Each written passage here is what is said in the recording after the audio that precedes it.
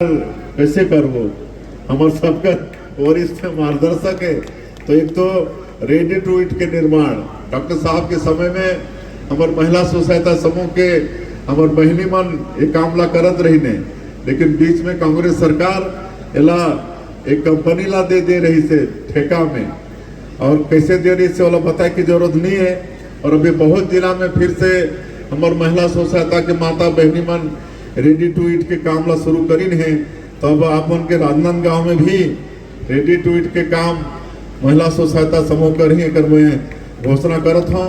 और डोंगरगढ़ माँ बमलेश्वरी के दर्शन करे पर पूरे देश दुनिया से आदमी वहाँ पर आते हैं, भक्त मन आते हैं, श्रद्धालु आते हैं।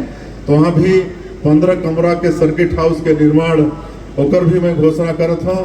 और आज बड़े सौभाग्य की बात है कि छोटे छोटे लड़का मन क्रिकेट मतलब हॉकी के मन के प्रशिक्षण होते हैं, उनके मैदान के कमी है, तो मैदान के भी मैं घोषणा करता हूँ।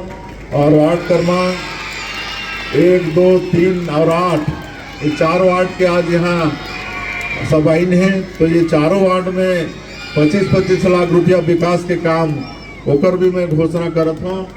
और एक राजनांदगांव खैरागढ़ राजमार्ग क्रमांक 5 हेतु गठुला होते हुए नवीन बाईपास मार्ग का निर्माण जेकर अनुमानित लागत करीब 200 करोड़ रुपया हो ही, एकर भी मैं घोषणा करत हूँ।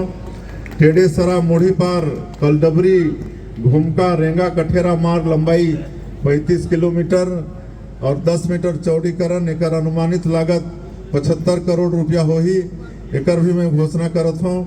धनगांव बरगा इंदामरा माकल मार्ग का चौड़ीकरण जेकर अनुमानित लागत करीब 30 करोड़ रुपया हो ही, एकर भी मैं घोषणा करता हूँ। और NH6 से कन्हारपुरी मार्ग खुटेरी से ठाकुर टोला मार्ग का चौड़ीकरण, एकर अनुमानित लागत 10 करोड़ रुपया है, एकर भी मैं घोषणा करता हूँ। और जनपद पंचायत भवन राजनांदगांव के लिए भवन की स्वीकृति एकर बर 1 करोड़ रुपया के मांग हुए है, ओकर भी मैं घोषणा करत हूँ।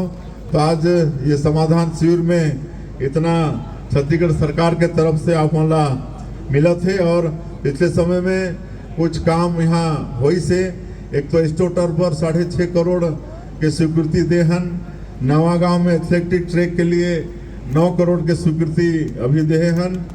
और अभी डॉक्टर साहब भी बताइन कि क्रिकेट स्टेडियम पर 5 एकड़ जमीन ओला भी कैबिनेट में लाके ओकर पैसा ला कम करके वो भी देह के काम करे हन।